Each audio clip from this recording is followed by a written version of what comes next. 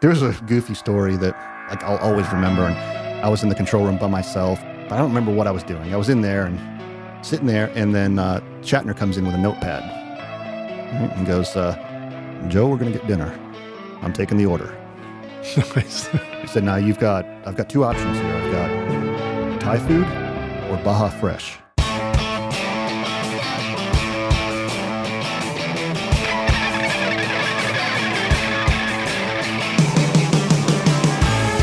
Welcome to Recording Studio Rockstars. I'm Lid Shaw, and this is the podcast created to help you become a rock star of the recording studio. Hey Rockstars, it's your host Lid Shaw, and welcome back to Recording Studio Rockstars, bringing you into the studio to learn from recording professionals so that you can make your best record ever and be a rock star of the studio yourself. My guest today is Joe Costa, a freelance engineer mixer in Nashville, Tennessee, originally from Dartmouth, Mass, my hometown too, Massachusetts. Oh, nice. A graduate of Berklee College of Music, Joe started out at Syncro Sound in Boston before moving to Nashville in 1993.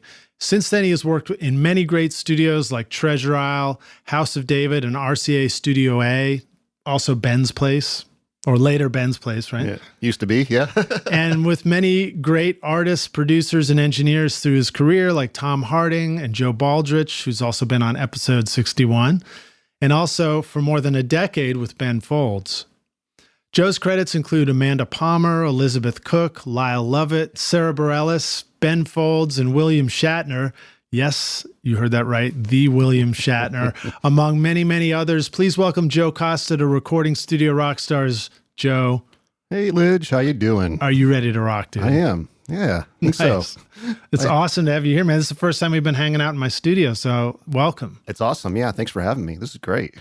I feel like I'll have to get into this some other time, but we're making an illegal podcast. That's kind of cool, isn't it? Yeah, I know. All right. Well, I'll just leave you guessing, rock stars. I'll tell you that story down the road. Hang a pirate flag up top, hoist it up. Yes, the Pirate Podcast. So, Joe, I like to ask our guests to tell us, kind of how they got into recording and stuff, but I throw a little twist on it. What did starting out in recording smell like to you? It smelled like oxide.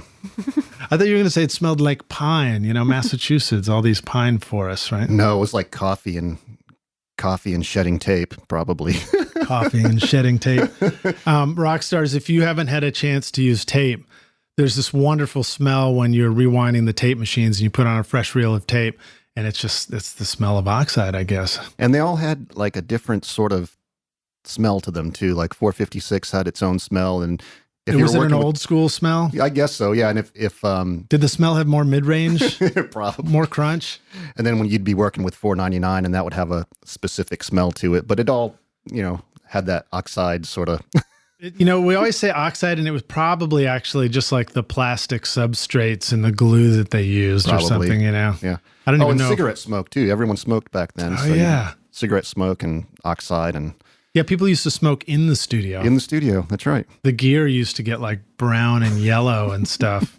That's probably why they made the gear brown and yellow. Like my MCI tape machine actually is colored brown and yellow pretty much. It's the color of the 70s. Yeah.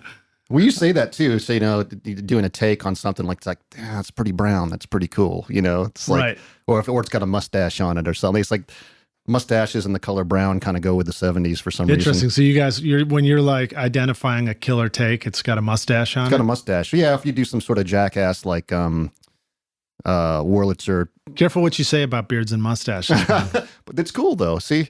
If you do some sort of like, jackass Wurlitzer part or so it's like, oh yeah, you just put a mustache on that thing. Check them out. Nice. Nice. The Nashville hipster. Yeah. So let's see, what else do I want to ask you? Tell us about starting out, man. So, the smell of oxide, the smell of cigarettes.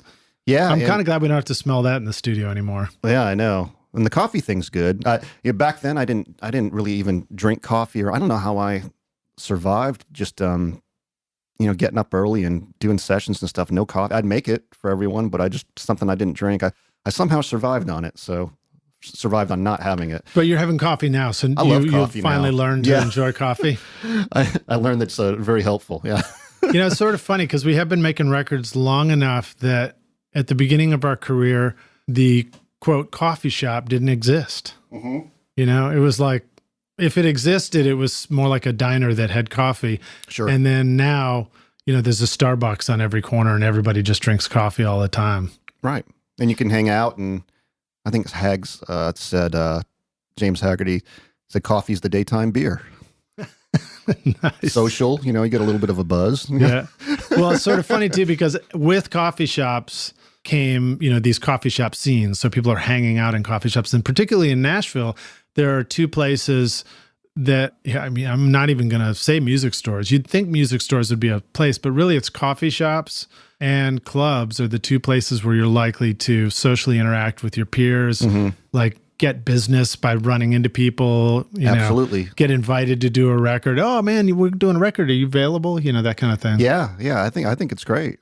It's a nice little, especially if there's one in walking distance, you can kind of clear your head. And But do you go to coffee shops and clubs still, or do you just go to coffee shops these days? man, equally the same, which means not much. I mean, I'll stop in every once in a while.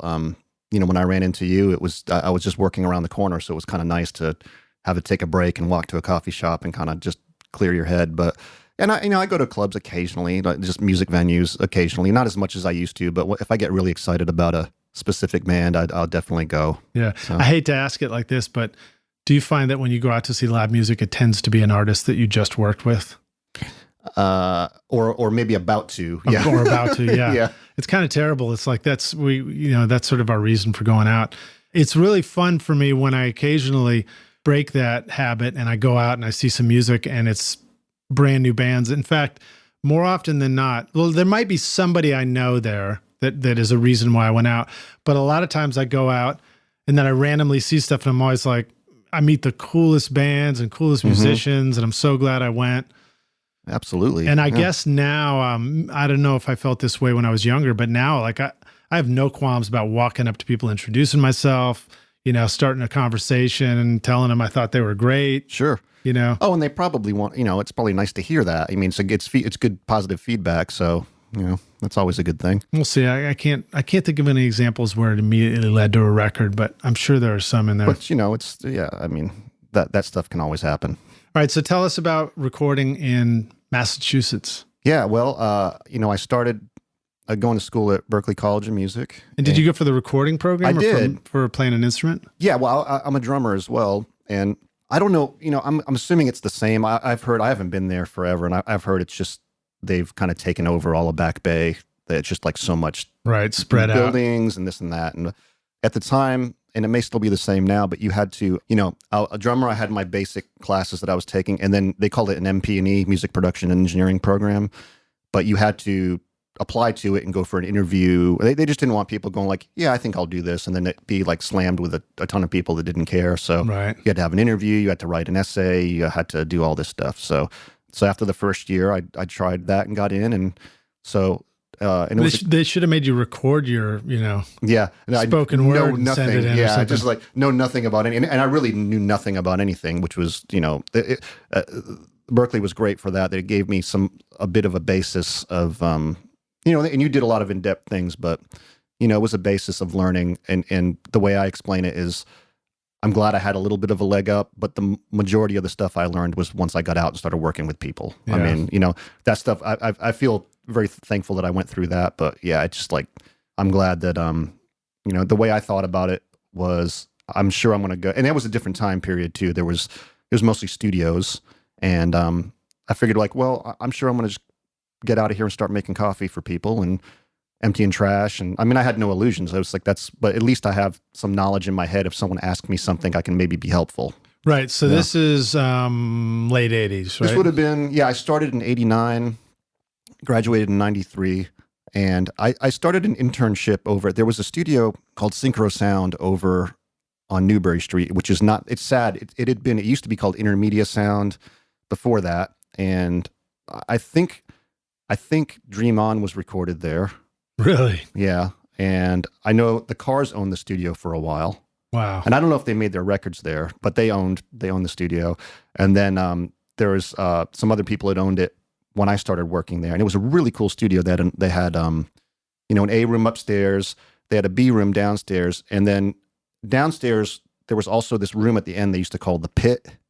And it was basically, they called it the pit because if you were in the A room and you walked out past the A room, there were sliding glass doors and there was a spiral staircase that went down into this thing, and it was very live. Nice. And, you see the spiral stairs right there? Yeah, yeah. And so I remember getting, anytime we'd put drums in the pit, I remember my knees would be killing me because you'd be up and down, up and down, up and down, up and down. Carrying the drums too? Yeah, drums and, microphones and cables and this and that.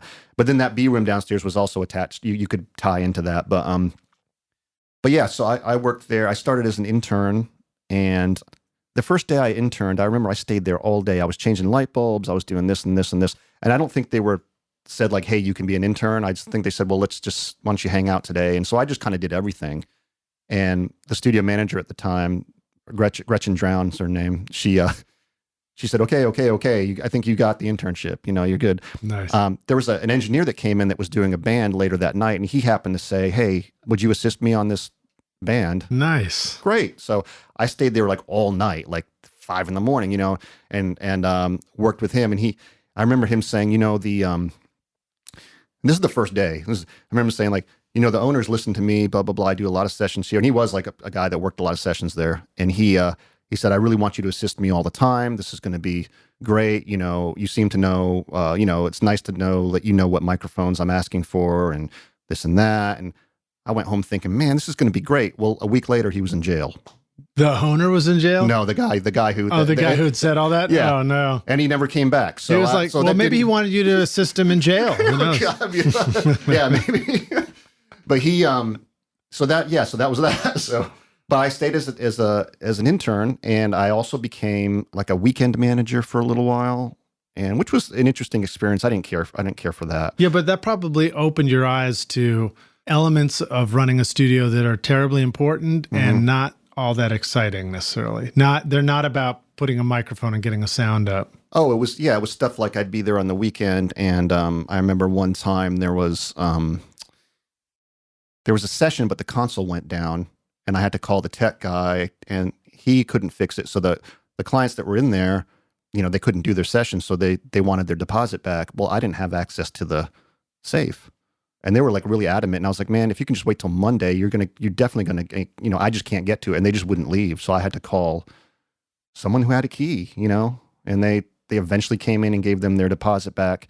And in the interim, I lost the studio key, and I think because I put it down and they took the studio key. Oh no! So it was like a nightmare, and owners weren't happy about it, and so yeah, that's Well, so let me jump to a question about that, because deposits, dealing with money, it's a fact of life when you're doing recording for work, for a business and a livelihood. Sure. What have you learned about the importance of interacting with clients around money?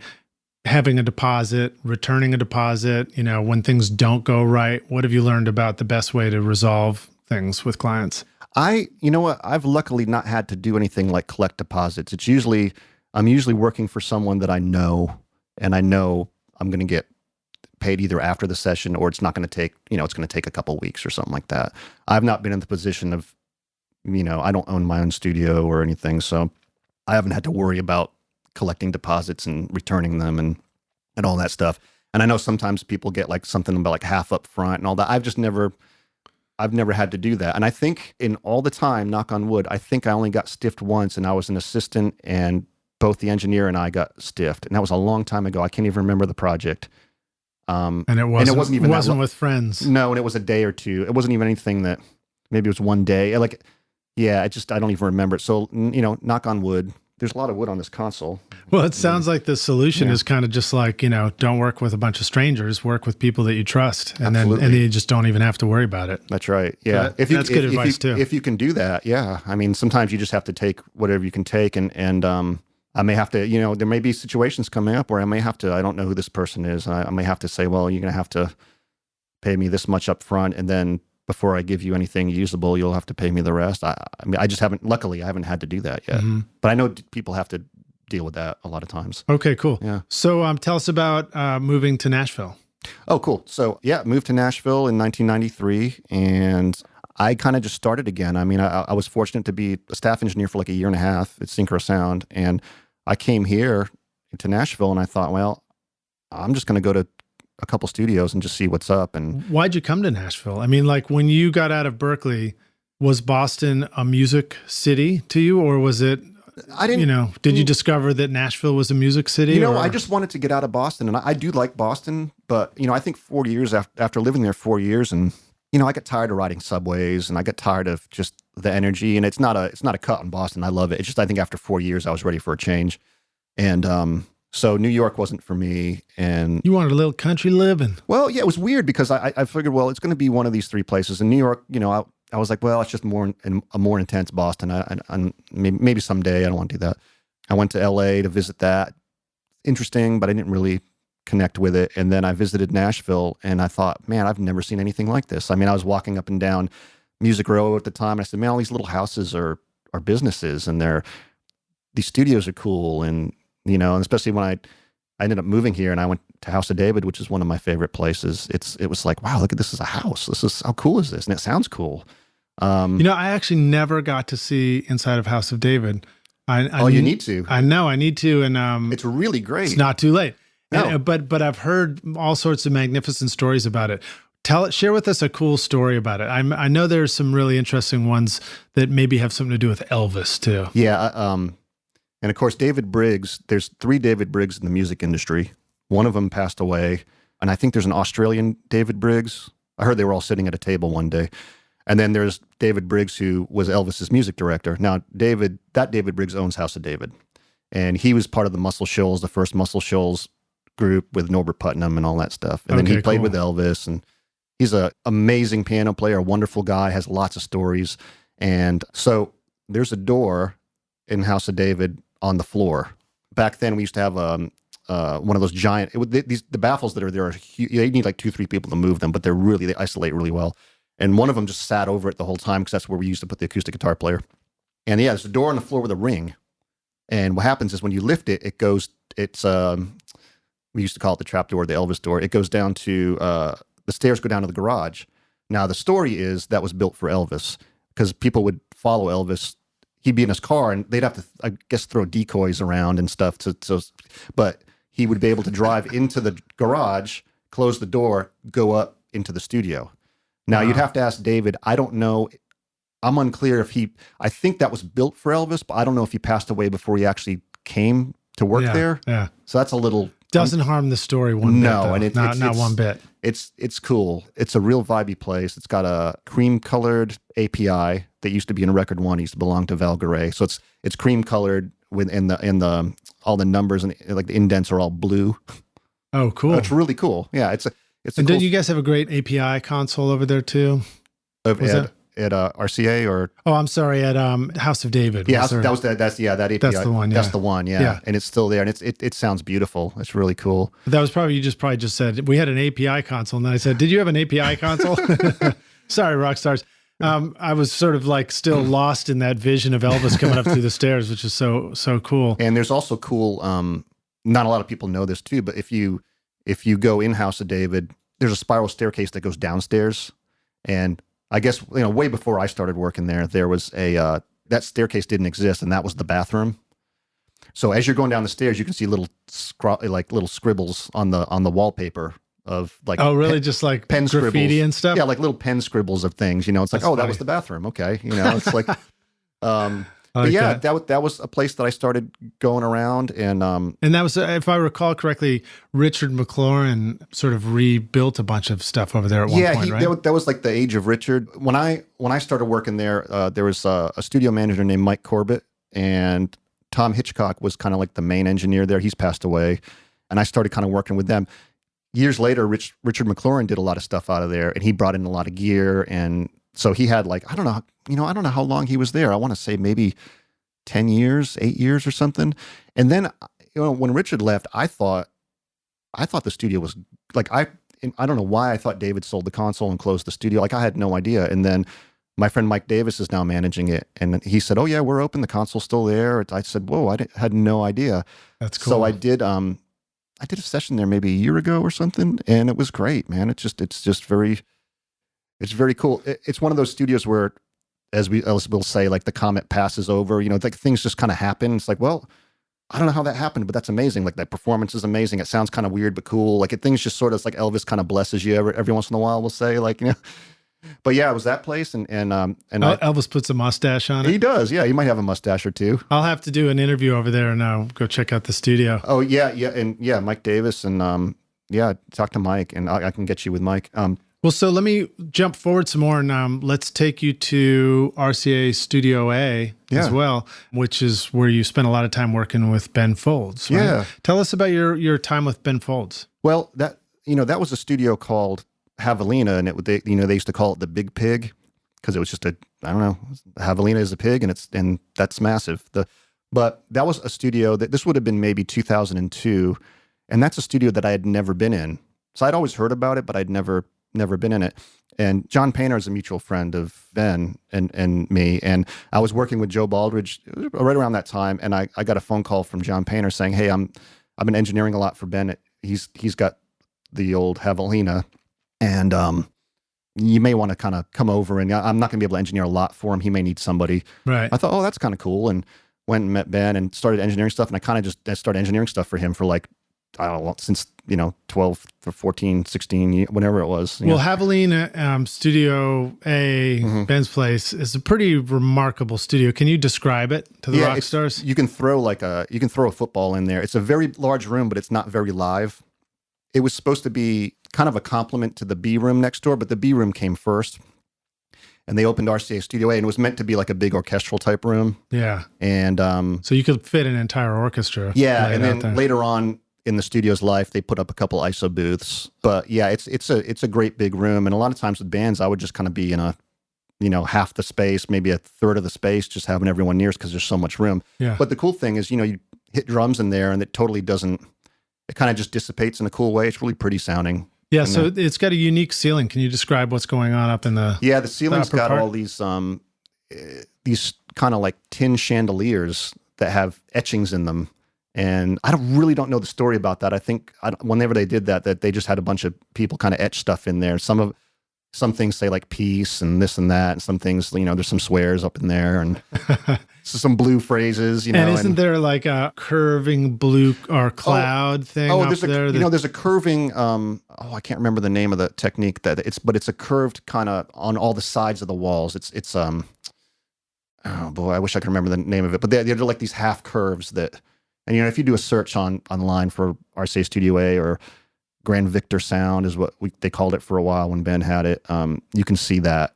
It's really cool. All right, cool. Well, we'll include links to that in the show notes, Rockstars, and see if we can put some images of it in there too, because it really is a magnificent space. And there's something cool where you feel like you could just set up an entire band standing around, in a huddle or something, and like it would be cool. It'd be fine. You could have amps. You could have whatever you want there, right? And that's the first time I really enjoyed listening to a mic in omnidirectional. Really? Wow. The room just sounded so good. I remember we would have something in Omni and maybe to do some group backgrounds or something, and you would just hear, people are milling around before you do a take. You bring the mic up and stuff like that, and just the sound of the room of people in the distance just kind of talking and stuff. It's like, whoa. It's focused or something. Hey, I like Omni sound. I like omnidirectional now. Why? Why is that? Well, the room sounds great. Imagine that. Yeah. Interesting. Have you ever recorded outside with an Omni? Like out in the... Yeah, just like outside, no walls at all? No. Kind of thing? I wonder if that would be similar at all. I wonder if it would sound similar or like a location different. recording, like maybe a spaced Omni pair I or imagine something. that's probably another place where you might try really it like out here. We should. So, Joe, I like to ask guests to share an inspirational quote as we launch the podcast. You got anything you want to share with us that sort of get us excited about hitting the studio? Yeah, I only saw one episode of that series, Sound Breaking. I need to see the rest of them, but the episode I did see opened with Don Was, and I had to watch him and listen to this over and over again because it hit me so hard. So this is exactly what he said. So this is a quote. He said, "In the studio, speakers are always situated across the back of the board, and there's like a speaker line, and really gifted people can jump across that line." And I just kind of like went, oh my God. And I had to rewind it over and over again because not only is it so true, and he put it in such a great way, but for years I had always noticed working with a great vocalist, it always happened within a session. Like, and you're doing vocals with someone who's a really cool vocalist, great artist and stuff. And maybe they're just trying to figure the song out and all that stuff. And so you may have like 3 or 4 takes where it's like, yeah, that's good. Okay, that's cool. Yeah, that's probably usable. That's cool, And at some point, it's like the vocalist, artist in the speakers looks you directly in the eye and jumps up in 3-dimensional in front of that line. And I never thought of it as a line. I thought of it just as like, oh, you're now jumping out of the speakers. Now it's on. Now we're getting some good takes. And it's like they kind of come alive and just engage you. Whereas the other takes in mentally, when I'm looking at the speakers, it's almost like they're kind of like looking down and kind of, even though everything might sound good and everything cool, but there's a one point where all of a sudden it just goes click. They look up at you in the speakers and all of a sudden they jump in front. And it's like, now you're coming out of the speakers. That's really interesting. So 2 things come to mind about that. One is that there is a thing where you can talk about aiming the mic at different parts of a face and all that, but there's like an energy that can come from a vocalist. Hopefully I'm doing it right this second on this mic, where it's like you're just projecting your energy into the mic or through the mic. Sure. And it's almost like you can sound check a mic without headphones on. Sometimes you stand in front of it and you just, you can, I know it sounds crazy, but when you're communicating, it's right. It's like you're saying, you're sort of communicating through the microphone and through the speakers. And then on the other side, as the engineer, it's also that time in the takes where for those first takes, you're thinking about what you're supposed to be doing to the sound, right? As the engineer, you're like, oh, should I adjust that compressor? Oh, should I adjust that EQ? Maybe I'm doing it wrong, And then all of a sudden something happens and it's just right. And you're no longer thinking about adjusting things and trying to control it. You're now just observing, you're listening. Right. And you're engaged by the performance. And so what I always wonder about is, when you're recording, and this particularly if you're producing, you're having to make decisions and give feedback, and you experience that vocal performance, that one take that engages you, what does that mean in the process? Does that mean we go, oh, that was great. That was really great. Why don't we do another one? Or does that mean we go, that was great. Should we try and beat that one and have a safety? Or does that mean we go, I was just engaged listening. That's kind of the goal of what I'm doing when I'm recording. So we're there.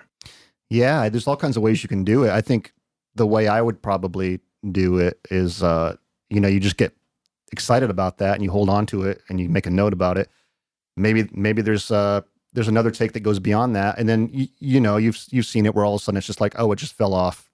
That's it. Yeah, like you're on the wrong side of the hill now. The spirit guides have stopped communicating. Whatever it is, and the mustache is drooping. The mustache is shaved. Yeah, it's not happening anymore. And then it's like, man, that one just came alive. But we've always. I used to say that to Ben all the time. It's like, man, after the first few takes, that take 4, man, you started coming out of the speakers. That's just the way I put it. Like, because that's the way it felt like. Now you're actually coming out of the speakers instead of just having a performance. Yeah. And when I heard Don Was say that, I was like, that's exactly what I've been experiencing. He just said it in a cooler way, Yeah. So here's another question for you. You've had the experience of working with artists for the first time. You've also had the experience of working with an artist over a long period of time. What's the difference in recording vocals for you? And I think vocals is the one to talk about because there's so much personality in it. It's, the curtain is drawn back. What's the difference between those two experiences, and how do you navigate that? Like, do you have a better sense of when you're there and when you're not there, when you're working with somebody you worked with forever versus somebody who's brand new? Sometimes I notice like I don't know how to tell a vocalist I don't know if they're singing their best yet if I've never worked with them. Yeah, that's tough. I'm usually just kind of hanging on what the producer's going to maybe do with them. A lot of times most of the time there's a producer in the room and they'll probably know that and I don't know that, or it could be someone for the first time and I'll let them kind of deal with that. But that is a good question, because when you work with somebody for a while, what will eventually happen. Yeah, or at some point, there's a curve that you can potentially get to at some point because you've worked with them before, right? Or like something comes out of through the mic and the speakers, and you're like, "Ooh, that's not really you yet. Like that doesn't sound, something's off." Right, and that's just being familiar with a person and their. Yeah, that's a good question. I mean, yeah, I've worked with new people, and a lot of times there's just been somebody there producing it, and they're like, they may have the same thing too. It's like, well, I don't know if we have it yet, or I wonder if they can do that better, or whatever. Yeah, that's always with someone new. It's interesting. Yeah. Or the times where you're engineering, where somebody sings and you're like, oh, that sounds pretty great. And then the producer's like, yeah, no, I guess the allergies are I can kind of hear it in your voice and something else. And you're like, oh shit, what do I know? I know. It's like, it hits you for some reason. We did that with, that's an interesting thing. We did an EP for Sarah Bareilles, and she was doing a piano vocal and this one song, and she did this one take, and it was just like, there was 3 of us in the control room. We were like, oh my man, that's like, wow. Yeah. She came in and listened to it. She's like, yeah, it's not good. We were like, are you kidding me? So she went and did another one, and it was technically, air quotes, more perfect. Right. And she said, yeah, I like that one better. And the 3 of us were like, I don't know. See, that's that thing. It wasn't, it's like right? that, it didn't feel vulnerable. It just felt like a kind of a good performance. Vulnerable. That's the word I was looking for before. Yeah. And I wasn't willing to be vulnerable enough to admit that I couldn't think of vulnerable. That's right. But she liked that one for some reason. And then I think Ben might've talked her out of it. The other one was just so much cooler. I had like this emotion that came out, and she still sounded amazing. But for some reason she went to fix her. Well, I understand people want to fix their mistakes, and they didn't even sound like mistakes to me, that newer one that she did was just like, it kind of covered the things that she wanted to address, but it just didn't, to me, it didn't deliver the emotion. Yeah. And so then that begs another tough question, which is, in that moment where you guys listened to a vulnerable take that had emotion, followed by another take that got some things more right, are we even capable of judging the second take fairly at that time? Because it's like our opinions already decided. We love that first thing, tough. And it's really tricky. Tough, and it's extra tough because it wasn't like, yeah, this one's vibey, but it's just, performance-wise, it's not great. And the other one, it's like they were both great performances. It just, for some reason, she didn't care for the first one, but that's the one that really connected. Yeah. So, and it's extra difficult when they're 2 great performances. But one of them obviously will just, pulls some strings in you, and the other one just didn't. It kind of just went by, Yeah, I've learned that the crappiest part about comping things is when they're all great. And then the best part about that is once you realize that, you can go, oh shit, I can stop worrying about it. They're all great. I can just pick any one of them. It's going to be fine. Pick one that, and you kind of just try not to overthink it, and it's like, well, man, that's making me feel like it's hitting something. I don't know what it is, but boom, it's going to be in the comp. Yeah. It's just, and try to just go with it that way. Yeah. Right. All right. Well, so let's, I also like to ask for stories about like an important failure. You've done a lot of great stuff in your career, which we're going to keep talking about. We got a lot of good questions I get to here, cool. But you've had a lot of successes, but maybe not everything's been roses and perfect takes. Do you have any important failures you want to share with us? Well, yeah, I mean, probably more like a big learning moment or something like that. But, luckily, I never like erased anything, which, a lot of people have the story like, oh, I erased a take or I erased this. Now, luckily, I never, unless I erased a platinum double album. Yeah, unless I'm not thinking properly, I don't think I've done that. But in my early assisting days, I was working. It was like one night, and it was this songwriter from the '60s, fairly famous songwriter, and he came in to do something, and he was pretty cool all day. He was a nice guy, but it kind of threw me because at the end of the day, he just kind of got weird. I think we started figuring out he was just taking a lot of pills and stuff. He just wasn't right. He wasn't very stable, but I still learned a good lesson from it. We finished the tracking, and it was basically like one of those things where like, hey, look, we're going to do a quick rough mix and get out of here. Well, that rough mix turned into like 4 hours of just like, the engineer trying to, and then he wanted the engineer to mix on the monitor section only, the API, and of course that monitor sections on that API was all the way over to the left, and you couldn't really hear and all that stuff. So that's going on and on and on. And I'm manning a 1/4-inch machine, and the engineer and I at that time had a really good rapport, cool dude. And so we're getting towards the end of that reel, and we keep doing these takes and takes and takes and takes. And I hadn't planned on, multiple reels. It was going to be like, let's do a rough mix and be out of here. So we kept going and going and going. I started getting to the end of that reel, and I just happened to say to the engineer, because we were such, we were buds and stuff. I was like, hey man, what do you think? Should I just grab another reel from downstairs? It looks like I'm going to get low if we keep, and he was about to answer. And the songwriter who I guess was producing this thing, he just lost his mind and started yelling at me. He was like, don't ask him that. I said, well, what? Why? He goes, you should know how much time's left on that. You should know your job. You shouldn't be asking him that question. You shouldn't be, it's this and this. And he was like berating me. And this guy had been cool all day. And he just flipped, So of course I wasn't prepared for, a guy being a weirdo all day. I might have been a little. Well, let's say it was a douchebag. Kind of was, yeah. I don't even use that expression, but it seems fitting. And he lost it, man. And, the engineer had to calm him down and stuff. So I had to go cool off downstairs. I was really upset and all that. But when I look back on it now, he was absolutely right. I should have known as that was going down. I should have, ran downstairs and grabbed, another reel and been ready for it. So in that sense, he was correct. Yeah. And it needed, a guy with a unstable personality to to yell it at me. But it's like, what? I shouldn't be asking him that. I should have that in my pocket. I should be ready to go. I shouldn't have to, worry about that. He was right. So what you're saying now is you and I, like, as we become more experienced engineers and we become mentors to people who are learning, we have to be willing to take on the role of unstable douchebag to be truly helpful to those around us who need a good learning experience. I don't know about that. It was pretty extreme, and I'm not even doing it justice. I mean, it was just kind of like, I was like, whoa, what's wrong with this guy? But you look back at it, it's like, yeah, he was absolutely right. And he came from a time where it was just way old school, and that's what Yeah. So, I would never scream at someone to do that. I would just, I won't name names, but I heard a great story once about an experienced producer engineer who was working with an assistant at another studio. And the assistant was same thing. He was supposed to have the tape reels ready to go. And I think they were all supposed to be, which way would it be? Tails out, right? Mm-hmm. Fresh reels of tape, tails out, so that you could just pop it on and keep recording and you wouldn't have to rewind. Yeah. And he had forgotten to do that or something. He got yelled at by the producer. The engineer was like, "You're ruining the session." Well, that's a little extreme. It was a little extreme, yeah.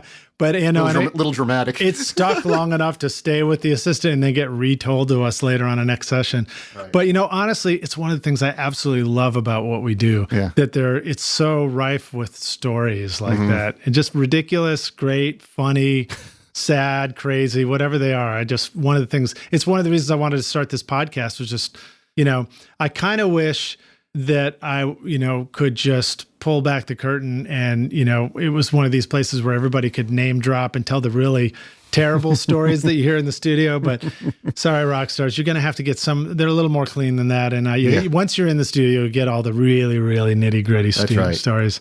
Or come here for a special session and we'll tell them. We'll let the cat's out of the bag. So tell us about an important kind of aha moment for you, or something that became a moment where you felt like, it was all coming together, moment of success, for example. Well, starting as a young engineer, assistant and all that, and especially as an assistant, and you start doing, you start firsting on some sessions, maybe with some local bands and things like that. Sometimes you go through a time period of like, man, the band sounds pretty cool. The sounds are cool.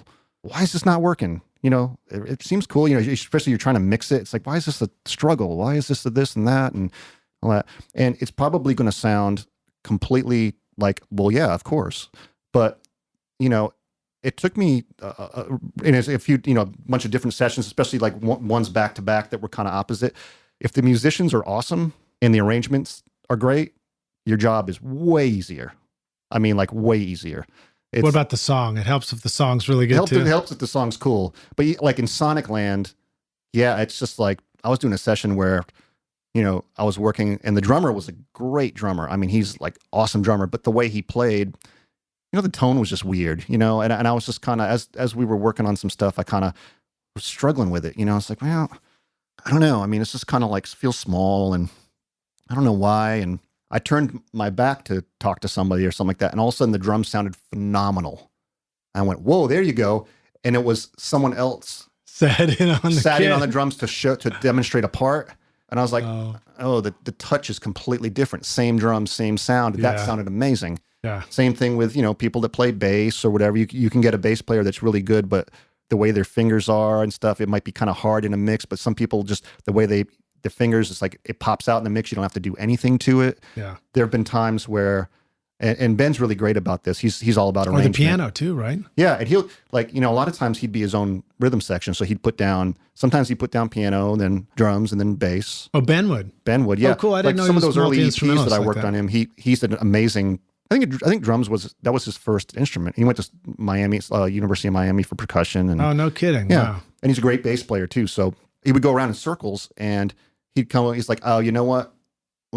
The piano. He'd call himself by the piano player is being a jackass. Let me not be so much on that, and bass. And he work his way around, and we get something, and then he'd be like, you know what? I don't need to be doing that in the left hand. Plus, it's going to make it a little easier for you to mix too, because that arrangement. And so he'd scale this arrangement down to where he liked it, and all of a sudden I was like, oh man, I'm not chasing the faders anymore either. Right. And I did hear a cool story with an old school engineer. I'm trying to remember his name, but it was that sort of thing where he had the band. Might have been in the 70s or 60s or something like that, and the session guys are all working through the song, and someone was hanging out with him saying like, I can't wait to see what you do to make this all kind of together and stuff. And he said, okay, watch. And it was about 10 minutes later, he hadn't done anything. He said, what did you do? He said, they just figured their parts out. I mean, it really like snapped into position, So to me, that's a big, and so, I clue into that a lot now. It's like, especially on tracking, it's like, usually if you're working with a band, usually with session guys and all that, they usually sort themselves out, and it's really awesome. You don't have to do anything, but like working with bands and stuff, it's like, I'm really clued into that now. It's like, okay, this is like not, technically it's kind of cool, like, but why am I chasing everything around? It's like, maybe if we simplify, it's just as cool, and now it actually sounds cool. Like, it's just, it really makes a huge difference. It's a funny thing because you talk about session musicians, they're used to this. They know they're going to come in, mess it up a little bit, and then figure it out. And they know how to listen to each other and communicate. And the egos go, they don't come to the session. Bands might have a thing that's cool, but they don't necessarily have that experience of adjusting on the fly. And so, as an engineer or producer, you can find yourself having to listen acutely and like try and understand some things that are maybe broken and readdress those and have them redial it in. Yeah. And that's actually a fun thing to do. It's hard to do. Sometimes you're finding you're having to do it on the session when it should have been done on the pre-production, Right. But sometimes you don't know if you're not doing pre-production in a studio. Sometimes you don't know, like, oh, now that's coming through speakers. Well, that's kind of not happening. So let's try something else. But, yeah, exactly. But yeah, exactly. and that's you can talk about that for like just arrangement wise not happen, or it doesn't feel right, but even sonically, it's like when things start to lock, it's like, oh, I've worked with bands where it's like the part's technically cool, but why are the drums and bass not? Why am I having a nightmare trying to mix this? Like I can't get the low end right. Why is this? And then you'd work with somebody else like a week later, and it was just like completely different thing. But it's like, oh, now the fader, I just throw the faders up and kind of like in 5 different ways, and it's all cool because it's just, it all hangs together because their tone is better. And the parts are right. Their parts are better.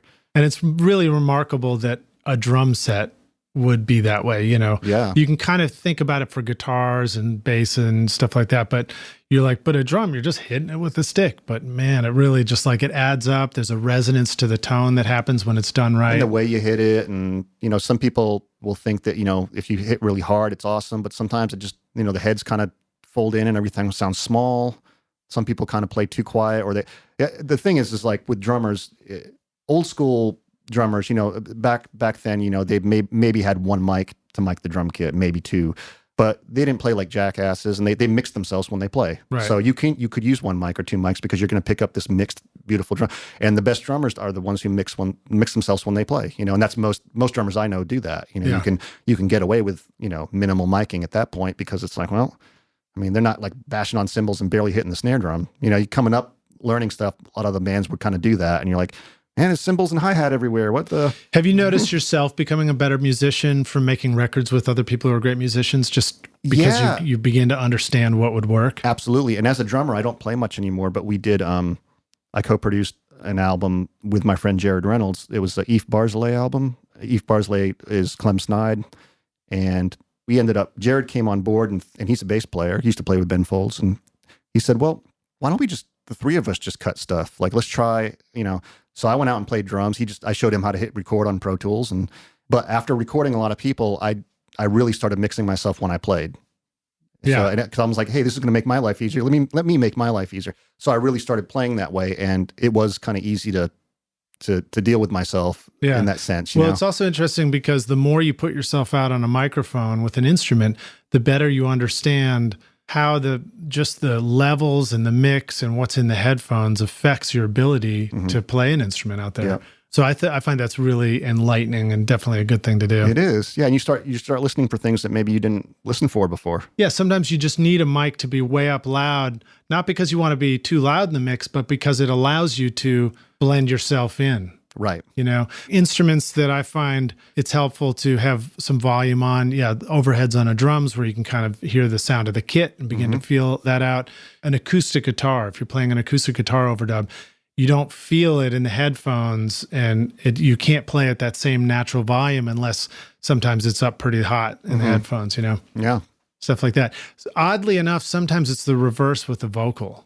Sometimes I've seen a lot of vocalists do a much better take, and then they go, "Oh yeah, hey, can you bring my vocals way up? I couldn't hear myself."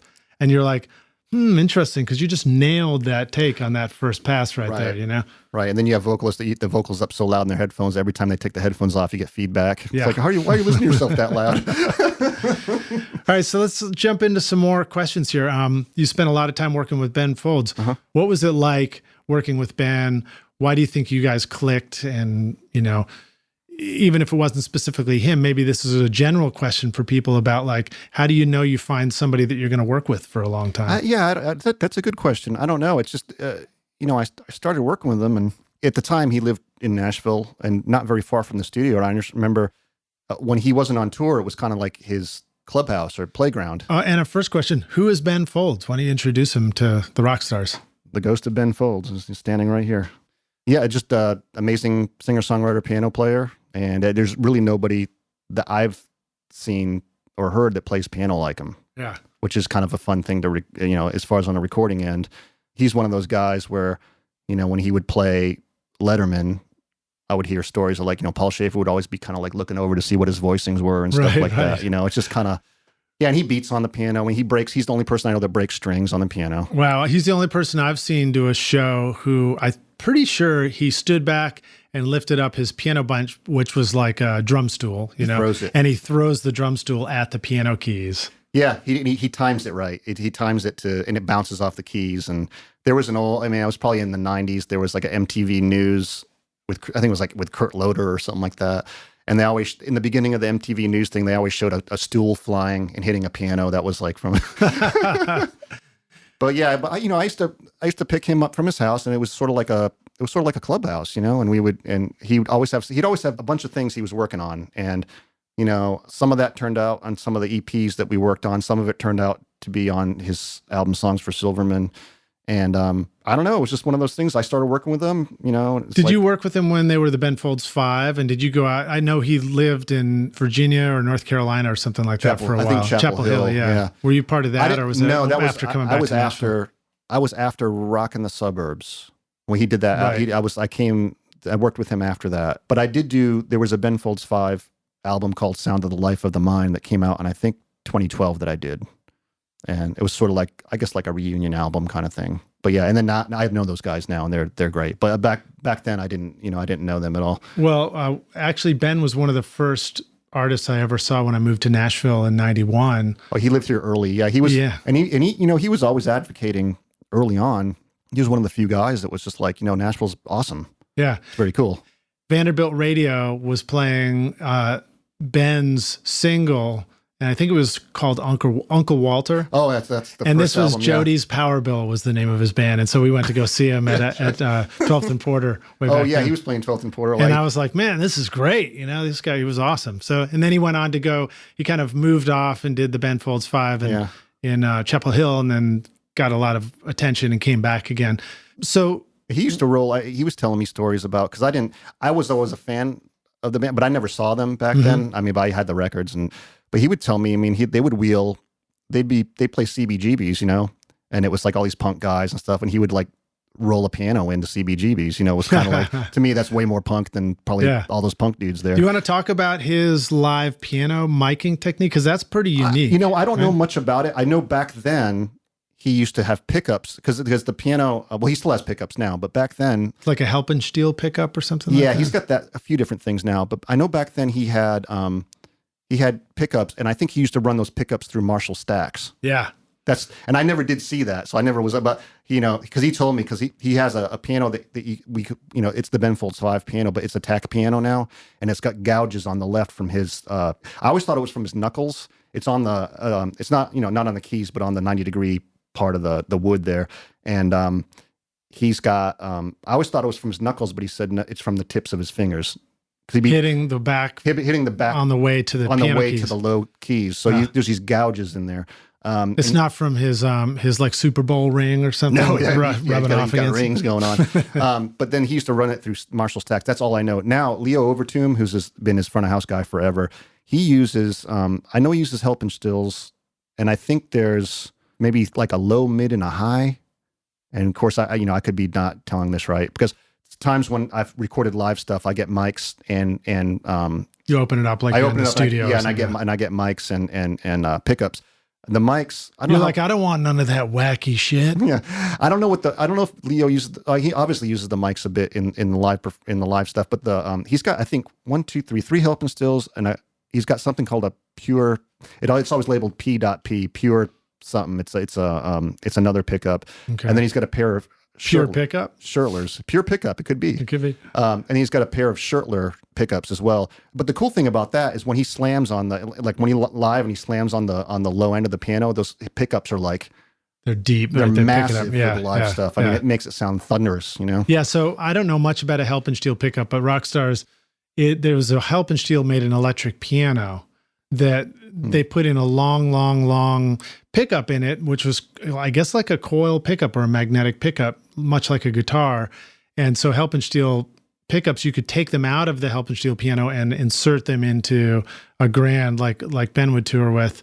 And I remember reading an article years ago about how he would take a little Mackie mixer and it was tacked upside down underneath the piano. It's still under the piano there. In fact, I think we maybe took it down to use it for something else. But when I used to get under that piano, two things I remember about that was one, he would freak out because one of the legs was messed up. So he'd always like, be careful, And the other thing was the Mackie mixer was under there.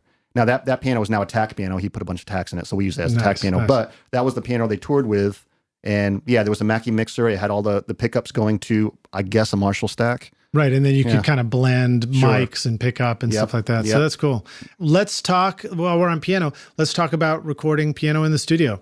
Piano is, I would say this to you, rock stars. If you haven't recorded piano before, you might go like, recording piano, what's the big deal? What do you put like a mic on it? You put a couple of mics on it? I present to you that recording piano is every bit as complicated as recording an entire drum kit. And there are probably as many ways to record it as there are a drum kit. Take it away, Joe. What do you want to say about recording piano, man? Well, first of all, I think George Carlin said a phrase that you'll never hear anyone say is, hand me that piano. That's one of them.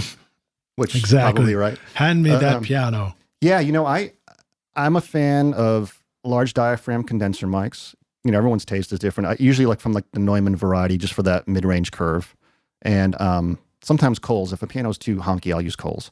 But what I do is basically it's a spaced pair in cardioid, and I always stick my head in the, with the lid up, obviously. Hopefully no one's going to clamp it down on me. And I always listen to whoever is playing what. And, it's kind of easy to maybe go like, oh, I'll put one down here on the low area and I'll put one up here in the high area. But what I found is, and it's an arrangement thing again, too, you, for whatever song it is, the piano player may only be playing like, the low end to the mid octave or something like that. And so if you do a low high, sometimes the way it shakes out, the way the resonances are and the soundboard and everything, you'll just get like a ton of like left mic stuff. Right. So I always stick my head in there and hear what's going on. And sometimes I'll always do a low high type of thing, but I may have to put that high one further in. So it's kind of like, it's kind of like parallel to the back of the piano sort of thing. So it may look a little funny, but you'll get a better stereo spread.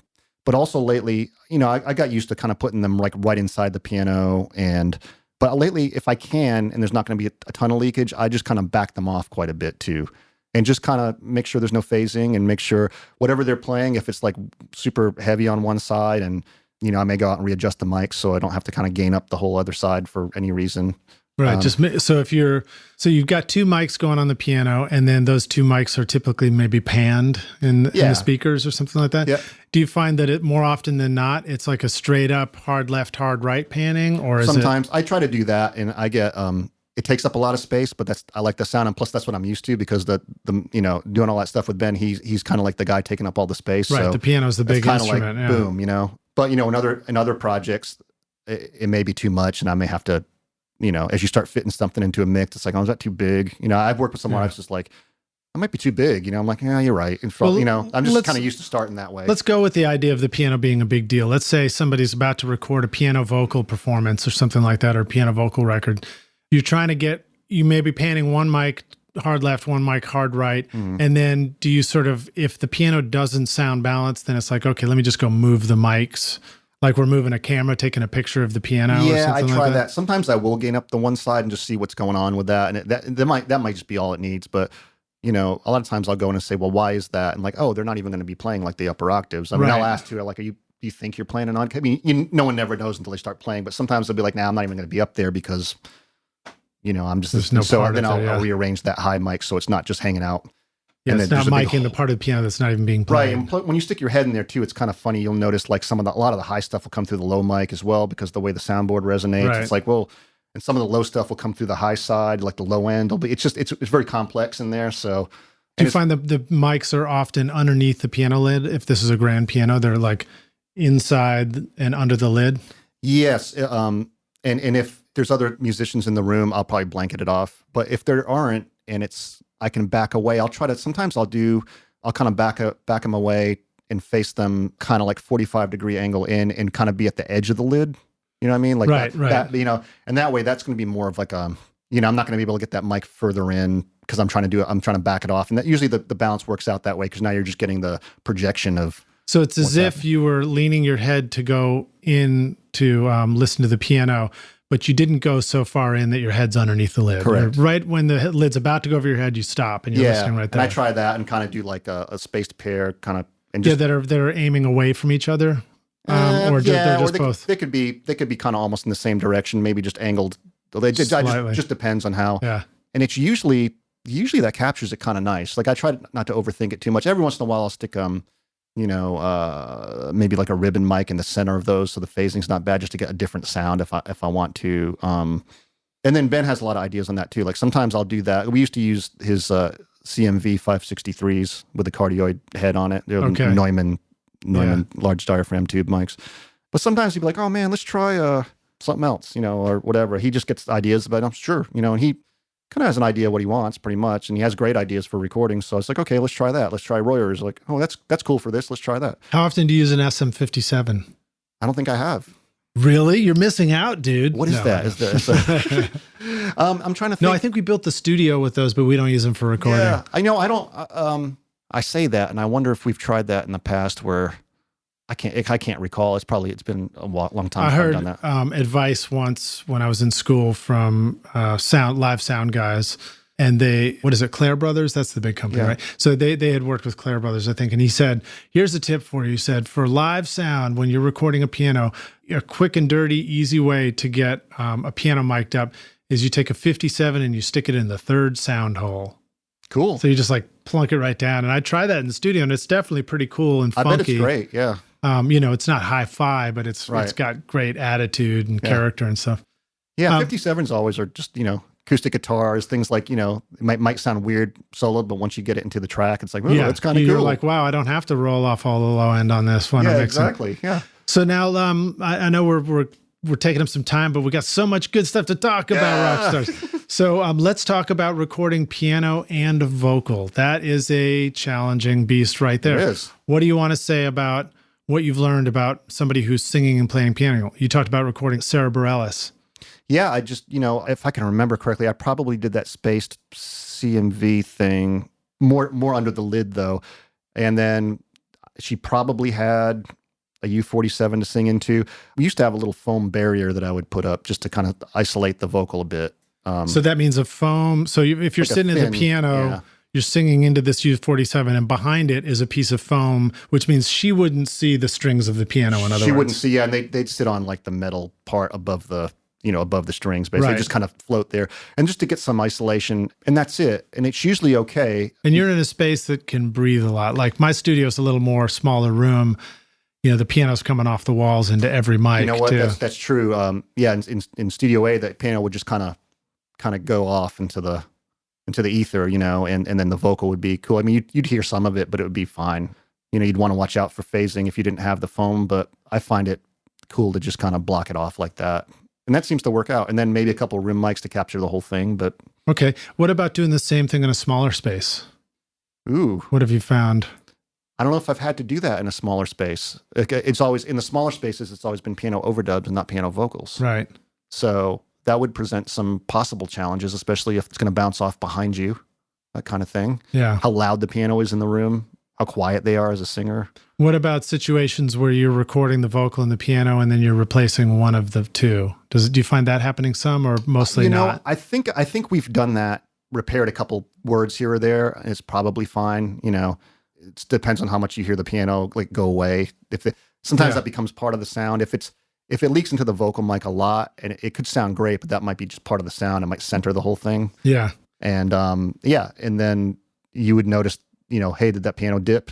Or do I really notice it? Should I create a diversion and put something else there to, Well, so quick question, because that also brings to mind the experience that I've had sometimes where when you're tracking stuff and things aren't kind of hyped yet, like they might be in mixing and mastering, certain things will fly and you don't notice them, but you might notice them later. Do you run into that where you're like, you have to sort of exaggerate what could happen while you're recording something to make sure it doesn't become a problem down the road? I've done that. I've used like a ridiculous amount of compression on the back end sometimes just to see if anything gets crazy. Like if the leakage is going to cause, like if you were to slam this thing, which I'm not going to do, but if you're going to go so extreme and see how much that will go away. And that brings up another cool point. It's like a little bit of a tangent, but maybe doing like when you're doing rough mixes, it's just kind of the same thing when I do rough mixes. It's one thing if like you're doing like drums, bass, guitar, and then you do like a bunch of that all day. And it's like, oh, let me just have a bunch of roughs to see where we are. Like, yeah, you want to do the roughs and get out of there and stuff. But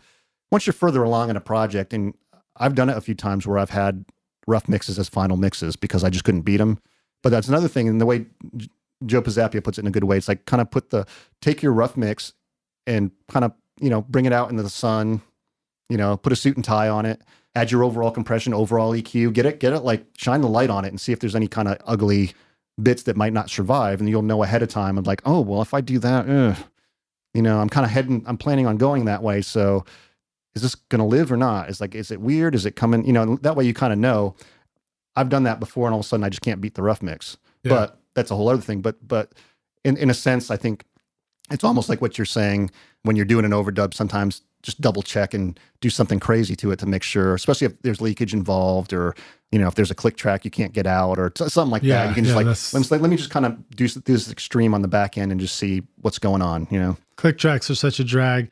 I have discovered in the past few years, how to begin using, I'm no expert by any means, but I've started using RX, isotope RX. I just did that recently to get out string buzzes that were, and I don't mind string, like, I think it was a classical guitar thing, and that's part of it, but these were so loud, and I couldn't figure out, I tried to de-ess, or I couldn't do that, and I watched a video on RX. I think it took me 40 minutes. I got rid of all of them, and not even got rid of them. I mean, they were just like, they just sounded natural without jumping out like 10 dB at you. Yeah, I had a flugelhorn solo that you could hear the valves clacking. Yeah. And I got a mixed comment about it. And so I went in, I took the flugelhorn mics, and I went in and I removed every valve clack and put it back in. And it was like, isn't that great, crazy? Good to go. You don't even notice it now. It's magic. It's unbelievable. Yeah. All right, cool. So let's talk about drums for just a sec. Okay. And then I want to see if you got any good stories for us about somebody whose initials are WS. Yeah. So tell us about some ways that you really enjoy recording drums. What are some favorite things? Do you have anything you want to share about recording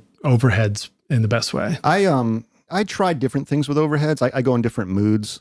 But the big thing with overheads for me is it's kind of like, and everyone does things a different way. So I don't want to try to be down on it, but it's a little bit of a pet peeve when people use overheads just to mic cymbals. That sound, that sound bothers me because it's more like the drums always sound like a collection of close mics. Nothing feels cohesive. It's just a lot of things popping at you.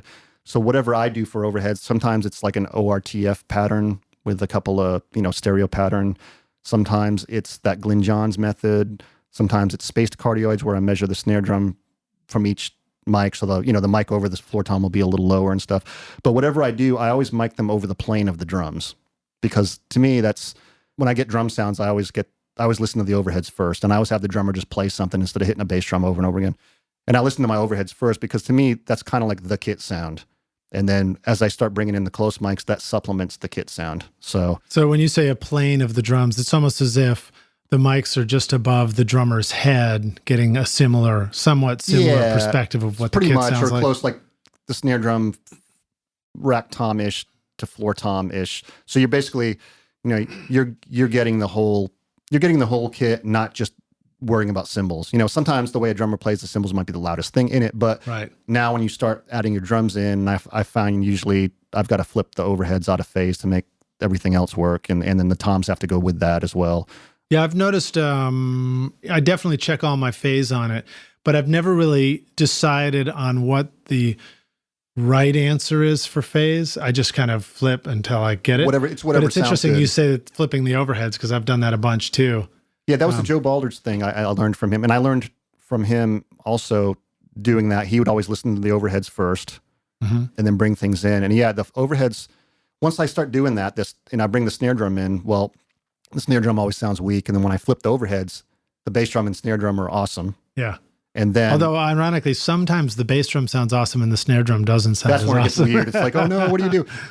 And then that could be like one of your mics are flipped, like the pins flipped or something. But and then usually the toms have to get flipped with the overheads. That's just the way I do it. I mean, I remember someone saying like, why don't you just flip the kick and the snare and then the rest of all? And technically that's true. For some reason that bothers me, and I don't know why. It's like the too close things in your face, I want them to come in the correct way. Yeah. And then the far away stuff, I want to compensate for the close stuff. Right. And then when the toms come in, it's like, well, yeah, if I'm going to flip the overheads, those have to get flipped too because they sound thin. That's just what I've found. I mean, I check it every single time, and that's what seems to happen. The only time it hasn't been that way is if, one of the mics was flipped out or something like that. And it was like, well, okay, let me. Well, so Rockstars, we've talked about this a lot on the podcast about flipping the polarity, the phase between the different mics so that they all add up together. And again, the easiest way to understand this is the mics do nothing more than go through a hell of a lot of crap and confuse a lot of people to ultimately make the speaker come towards you or go away from you. That's all it does. And when you got a bunch of mics going together, if one mic's telling the speaker to come towards you in that moment and the other mic's telling the speaker to go away from you, then the speaker is confused and it makes a frowny face at you, and it doesn't sound as good. Yeah. It doesn't sound as good. But one thing that we don't always acknowledge is just, what if we're just doing a single mic? Well, you can still flip polarity on a single mic, and you'll be surprised that there will be times where you listen to, say, just the overheads. Well, let's just pretend we're doing a single mono overhead. Put it as mono overhead, and with no other mics in there, flip the polarity on that mono overhead and see if you actually like one of those ways better than the other. You might be surprised that, your speakers, your headphones, whatever, that one way sounds better, and start with that, and then just start adding in the rest of your mics. Yeah. All right, so let's jump forward to Captain Kirk. Captain Kirk. Captain Kirk. One of the weirdest records. Yeah, what's the deal with recording Captain Kirk? Come on. Oh, where to begin? Let me just preface it by saying that dude is genius. He is. Brilliant. He's funny, man. Oh yeah. Well, Ben, when I first started working with him, he's within like 6 months or something. He said, "Oh, I'm going to make a William Shatner record here." And I had just started working with him, and I said, "Man, I will go and I'll run errands. I'll do whatever. I just want to be around for that." He's like, "No, you can engineer it." I was like, "Oh, all right, cool." So yeah, it was weird. It's like he's going to come in for like a day or two before and do some pre-production. So he said, "I may have you come in or not." I said, "Okay." So Ben calls me one night. He said, it's like 5:00. He says, "You want to come in tonight? We're here." And I was like, "Okay." I remember being in the car like, this is just weird. This is weird. Get to the studio, and they're both, him and Shatner, are sitting in the way back of the room, like with a table. And he's like, "Oh, this is Bill." He's like, "Oh, hey man, how you doing?" He's just like, he had that, Bill, really cool guy. And so what we did was we set up a U47 at the desk there, and he just spoke through a bunch of things. And one of the things I think was like like the Hindenburg disaster. There was the broadcast of that, and there was a couple other things, and then we were recording the radar at the time. So I remember just running the radar and being like, "This is so bizarre," and then they did there's a song on there called "I Can't Get Behind That" on that record. But Ben started doing some pre-production with him. He kind of played like a beatnik sort of thing on the drums while Shatner was like, "I can't get behind," he had a laundry list of things he couldn't get with.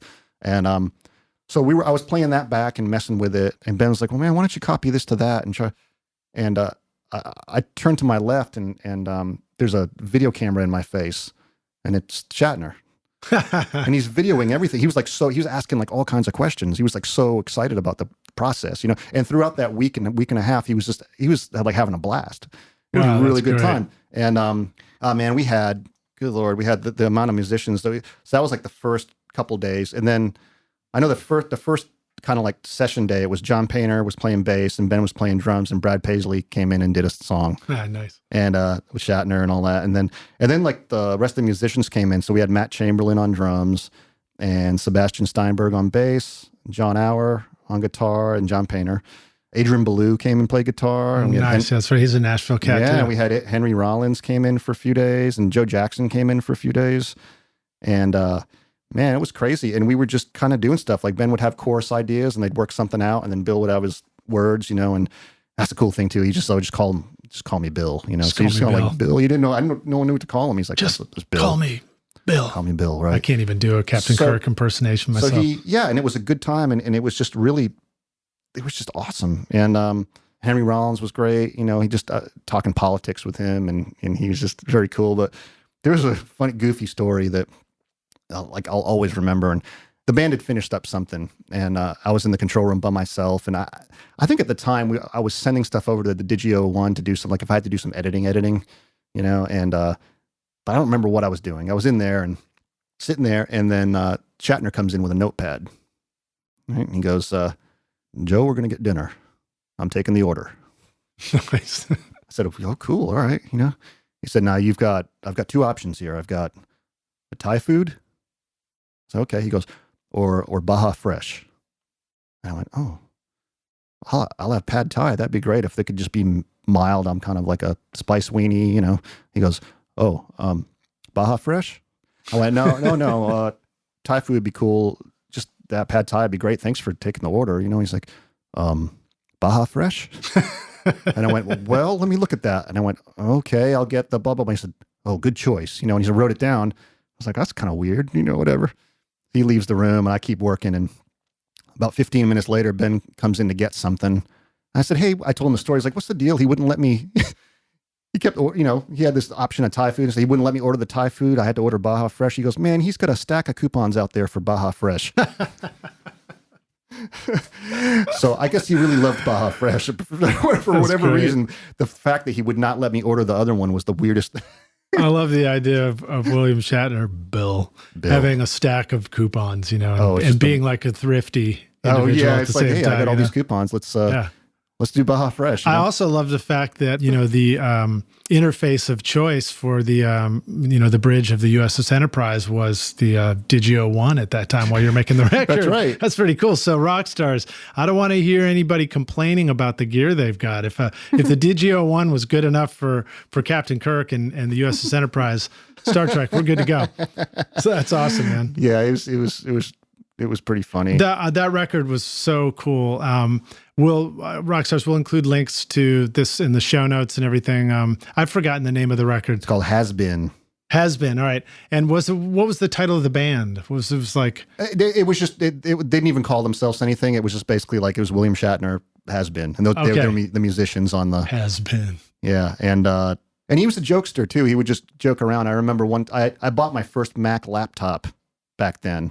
And I still had to, I remember I brought it to the studio. I was talking about ordering it, and I had to still install the airport card into it and everything. And John Auer was going to get one too. And he was like, I'll do it when I get home and all that. And so I walked in with it, and John said, oh, cool, you got it? I said, yeah, I got to put the airport card in it.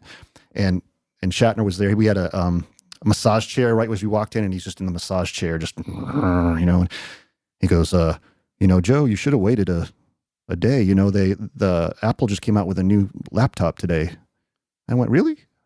What do you mean? He goes, yeah, it's got little more wires hanging off of it and buttons and things like that. I was like, oh man, it's like you just mess with you, But we'd punch in things, and he'd be like, wait a minute, what happened? It's like, well, we just fixed it. I was like, how did you fix it? Well, you punch it in. Really? You can do that? Like he was just. That's great. That's why I had the video camera out. He was fascinated by the studio. He was all about it. He was like, Now, I know there was a famous studio in LA that was completely decked out to look like the Starship Enterprise. Really? That's awesome. like the bridge. And it was owned by the guy who had been one of the kids in an early episode. Remember the kids who would like shake their fist and they go ching, ching, ching and make things happen? Yeah. That's all I remember about it. So I'll see if I can find a link to that too, Rockstars. So weird. Really cool stuff. love it. All right, so we're taking up lots of time. We'll take a break now, and we'll come back in just a moment for the jam session. Rockstars, before we go, I want to remind you can find all the things we're talking about in the show notes, which are at rsrockstars.com, and then just search Joe Costa, and it'll take you right to the blog post. Or if you're just listening on your phone or something, you can just click through, and you should see the show notes right there, and we'll have clickable links to everything so you can go check it out. And then little pitch here. If you enjoyed the music at the beginning of the episode, that, of course, would be my record, Skadoosh.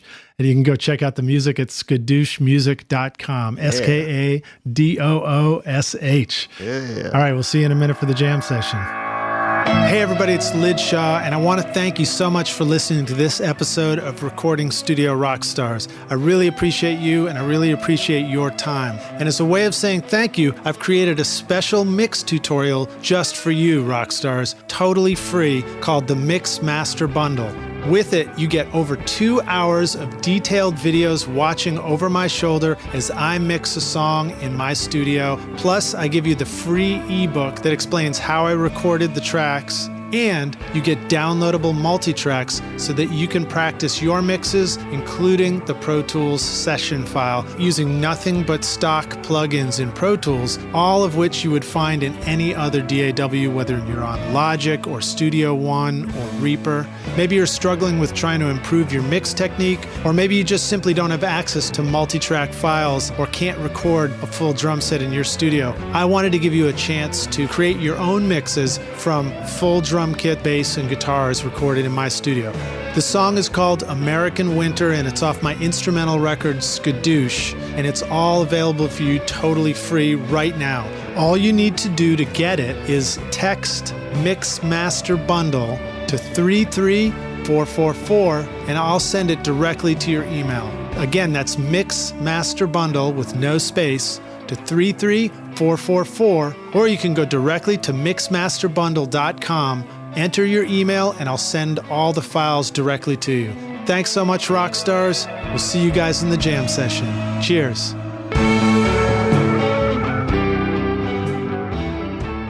Hey, Rockstars, we're back. We're going to jump into the jam session. My guest today is Joe Costa. Joe, are you ready to jam? Yes. Sweet, man. When you started out in recording, what was holding you back? I think just the age, just my age. You know, I always felt... You're like 157 I'm or something? 150. I was 157 then. I didn't feel like anything was necessarily holding me back. It's just, you know, you're an assistant and you're trying to get like more first-in gigs. And I just think at the time, you know, and things might be different now. I just think maybe people weren't quite trusting of a 20-something-year-old, you know, doing that, which that's fine. And you notice later on, it's like people were a lot more comfortable with that. Right. You know? So if anything, maybe just that. They were afraid you weren't going to load up the next reel of tape and you were going to interrupt the session by asking I was just going to go on question. Dates or something and just not show up. Just go on dates or something. Now, at this age, now I'm like, man, if only I could just go on dates or something. All right. So how about some of the best advice you received? Oh, yeah. You know, I used to have a teacher at Berklee. He's an engineer named Bill Shinneman. He used to do a lot of stuff in New York, and he had something to do with that Ace Frehley solo album. I don't know if he did it or Back in the New York Groove. I don't know if he worked on it or he found the song or something. But he was a great engineer. But he always had a really cool thing about, and it's applicable today. You know, sometimes if you're in the middle of a mix, especially if you're on a console or something like that, and you're just listening down to the mix, a lot of times you're tempted to just go like, yeah, that's not right. Let me fix that. And you stop it. And you go like halfway through the mix and you're like, let me do that. And you go back. And he's like, his advice was roll the tape and sit on your hands. And just listen? Just listen, sit on your hands. You know, and that's just like, you know, make sure you don't touch anything. Another cool bit of advice too is kind of like psychological thing or whatever. But, you know, sometimes when you're working with anyone, producer, artist or whatever, and if you have an idea that's very, you know, like if you think that maybe something should go in another direction, instead of being ego related and saying like, I think this should be this way, you're wrong, I think this should be this way. He had a way of doing it where he would kind of put that off and by say like, he's like, I think the record might need whatever, you know, right. And it kind of turned the record into this entity. It's a needy girlfriend, a needy child. Yeah, the record. I think the record needs. He said, and that always helped to make it not like coming from him necessarily. Like, do you think the record needs this? Do you think the record needs that? And not like, I think you should do this. I think you should do that. Because if people didn't take that, kindly, then maybe it would help out. Anyway, and for the female rock stars out there, I apologize. Or like a needy boyfriend, just to be totally fair there. Probably boyfriends are more needy than needy girlfriends are. Yeah. I probably have been myself. Who knows? Probably all have been. Well, why are we talking so much about boyfriends and girlfriends? I know, on this right? episode? You need to do a different podcast now. It's like a relationship podcast. All right. So now, how about sharing a recording tip, hack, or secret sauce, something the rock stars can use on their next session today? Ooh, you know what's kind of cool? I've only used it twice, but it's really cool. It was an Andy Johns thing I saw, and it was talking about miking a bass amp. And a lot of times if you have a DI and you're miking the bass amp, sometimes it works out. Sometimes the phasing is just a little out. Sometimes it's completely out. Sometimes it sounds great. And always kind of that comb filtering stuff. His solution, which works great, by the way, is to take your bass mic. If you can do this, if you're in a room, like if your amp is isolated somewhere, take your bass mic and back it up at least 4 feet and put it in figure 8. Interesting. And what'll happen is, I've noticed this. The 2 times I've done it, the mic was completely out of phase, so I flipped it, and then it sounded great. Now, the mic by itself won't sound great, but when you mix it with the DI, it creates the dirt of the amp without causing any of the phase problems. Interesting, because it's farther away. Yeah, it's further away. Yeah, and figure 8 instead of cardioid helps relieve that as well. But it has to be, I think he said 3 or 4 feet or something like that. Well, one thing that figure 8 would do is it would reject what's on the walls on either side if you're in a narrow enough space. Yeah. And it would make the amp sound further back. And then the back of the mic means that you're hearing a reflection off the back wall towards the mic as well. So that's interesting stuff. That reminds me, we were talking about figure 8 mics before we rolled this interview, and you had some great suggestions, which we should go into. You talked about using the MicTech CV3 in a figure 8. Right? Yeah. For one of the hardest things is recording a guitar vocal. I mean, it's just somebody will sometimes usually sing really loud and play really soft, and you get all that vocal bleed that's going to phase out with the vocal. It's can be a nightmare. And I've just started using, and I particularly love the MicTech CV3 for a lot of things actually, but in this case for acoustic guitar. And I put it in figure 8 mode because the sides reject an insane amount. So is the CV3 recording the acoustic or the vocal? The acoustic. Okay, great. And then I get it right up, maybe around the 12th fret or something like that. And you may have to roll off some low end because you have to get it up fairly close. And then I point the top of the mic where it would be rejecting at the singer's mouth. And then for the lead, for the vocal, maybe I use an SM7. But you can really get rid of a lot of that vocal in that figure 8 mic down below, and it shouldn't cause much phasing problems. You have to mess with it and kind of look and see if they move and all that stuff. But you can really eliminate a lot of that, actually. All right, so Rockstars, I'm going to throw a tip out about a way to help you do that.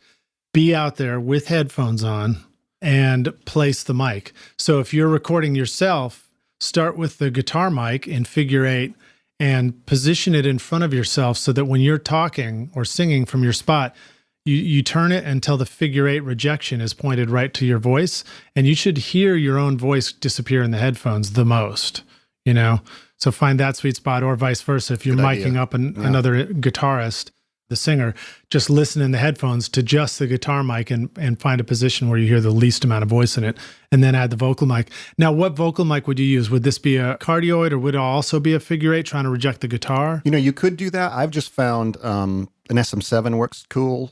It's cardioid, but it's very directional. The problem I usually have is too much vocal in the guitar mic. Like, I don't have problems with a ton of guitar in the vocal mic, and if it is, it doesn't bother me that much. It's just the phasiness of the vocal in the acoustic guitar mic. So, but you could do another figure 8 and then just kind of play your acoustic guitar while you're singing and just kind of you strum it a little bit and kind of angle it to where you hear the least amount of acoustic guitar. Yeah, and then you should be pretty good. You'll obviously hear bleed, but you won't get the phasing. The problem is the phasing issues where it just kind of sounds comb filtery. Yeah, totally. Yeah. Well, it is definitely a big challenge. So that's a good one to know. And then one last tip, Rockstars, is check the polarity of the guitar mic against the vocal, or vice versa.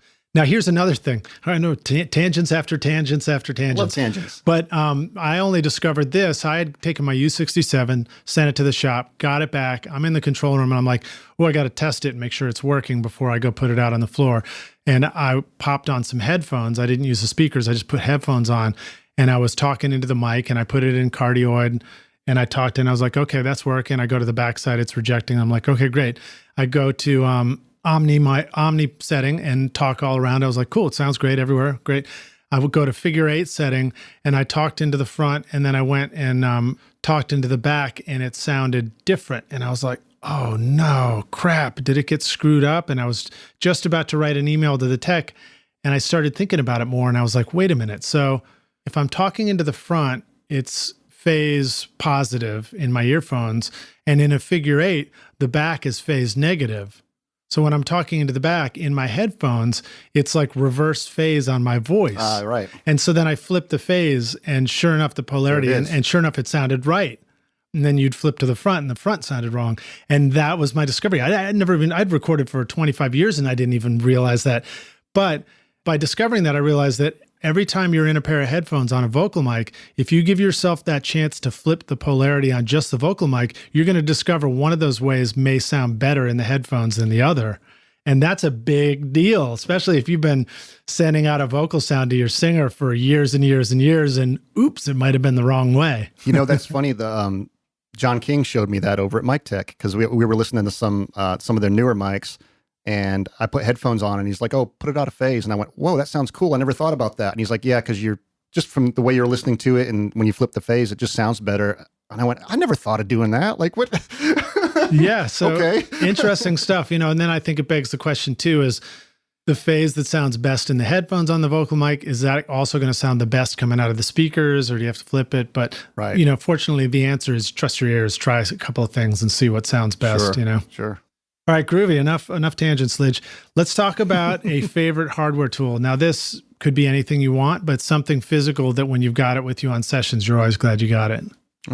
I'll talk again about the Mic Tech CV3. I bring that everywhere with me. And in fact, I have a friend that with Joe Pizzapia, he has one as well.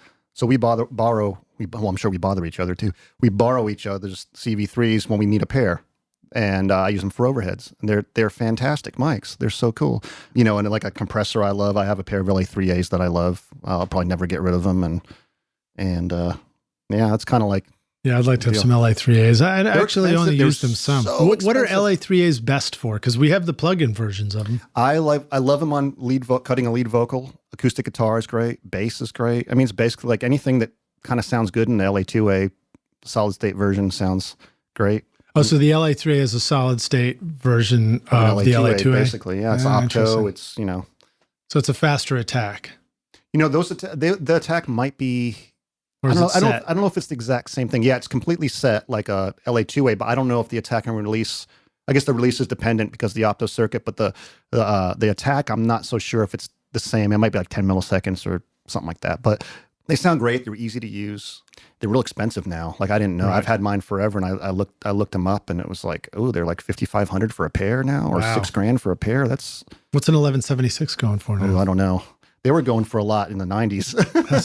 That's all I've got. One of those. I think it was Richard Dodd's fault. Of those going sky high. Thanks, Richard. That's one more mention of Richard Dodd, who I need to invite on the podcast. Oh, he's a great interview. I've never interviewed him. But I love talking. I don't see him very much lately, but he imparts. He's one of those guys that just imparts so much wisdom. Yeah, it's just it would be great if you had him on here. Yeah, he's awesome. All right, that's a shout out to you, Richard. I know you're spending all your spare time listening to 2-hour-long podcasts. All right, so now how about a favorite software tool or something really cool that you want to share with the rock stars? You know, I really love the Slate Virtual Console because I'm mixing in the box a lot now, and I really love what it does. It really gels my mixes. It makes my mixes go a little faster too. Quick question: when you're setting it up, so you have to put it on each individual channel, and then you sort of put it on the bus return channel or the master fader. Yeah, I put it on everything, right? and then whatever my master insert is, there's a different one. There's like two different plugins. One is for the channels, and one is for the master. The returns, right? And the way I do it is it's a little cumbersome, but I'll put one on the master and then set it because you can group them. You know, so whenever you click on anything, they all kind of do the same thing. Right. So I'll put the master one on the master and make it group one. And then I'll create one on one of the channels and make it group one. And then I'll use option click and copy to each, and then it won't let you copy from mono to stereo or stereo mono. So I have to make a separate one and then copy those over. And then once that's done, my template's kind of set for the rest of my songs. I can just import my aux sends and then copy them over and all that stuff. Right. And would you put the one on the channel would be your last plugin slot? That's what I like. They recommend it to be the first one, like you're coming out of a console and then doing inserts. I like doing it the last one on the channels because it's like I'm doing all my stuff in Pro Tools and then going to a console. Because that's if I'm zeroing stuff out in a console and using that as a summing bus, it's the same way. I mean, it's like you do all your Pro Tools stuff, then it goes to the summing bus of the console. So if I was on tape, I'd patch from the tape to an EQ and a compressor and then to the console. Yeah. Yeah, exactly. So that's the way I put it last, and the master is first. But the channels, to me, are last. You can try it first. Yeah, when they recommended that, I was like, but that's not the way I would do it. Like, I would do it this way. Well, maybe Slate would like you to put it first so that you're just like, well, let me just use some of those EQs and compressors instead. Maybe, yeah. But yeah, I've been using that a lot. Like anyway, it's really cool. So now, what should somebody who's not familiar with it expect to hear the first time they try it out? Should they be like, whoa, that sounds way different? Or is it a subtle thing? Is it a trained ear kind of thing? It's in between a subtle thing and a whoa. It's not a whoa for sure, but it can be because there's a drive knob. You can really start driving things and it'll really start to let things sit a lot easier.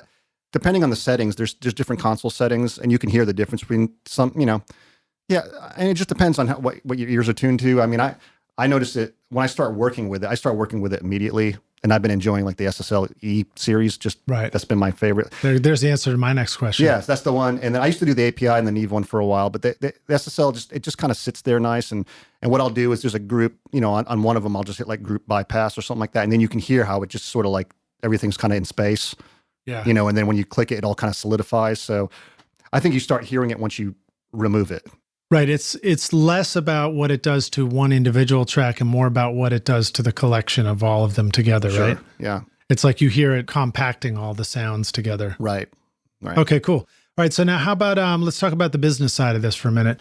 You haven't been doing this for 20-something years strictly as a hobby. You've been doing it for a living. Yeah. So what advice do you want to share with people about getting the business right so that you can stay in this and make a living out of it? Or is there a resource you want to hit people to, rock stars? Yeah, a couple things. I like using QuickBooks, and I only use it for invoicing. I don't like, I don't put expenses in there and stuff like that. I use it to keep track of who I'm paying. Is this the online one? QuickBooks Online? Yeah, I tried I used to have the one on my computer for a while, and then it wouldn't work anymore. And then I had to update it. I thought, you know what? Let me just do the online thing, and it's been cool for now.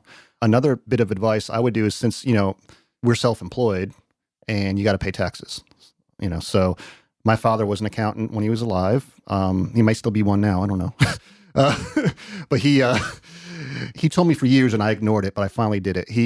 And this is what I do. I have a separate savings account and whenever I get a check, I just immediately take 20% of it. It probably needs to be more, but I've gotten away with, I take 20% of that check and throw it into that account and don't even touch it. Right. And that covers, hopefully, sometimes it doesn't, because if you make more money one year, you owe money. But that covers your estimated taxes and to me, it's like that account is sitting there; it doesn't exist. So It just because you don't want to be stuck at the end of the year like, oh, I owe all this money. Where am I going to get it from? And it's like, boom, there it is. That's kind of saved me a lot. It's just kind of have that going and just.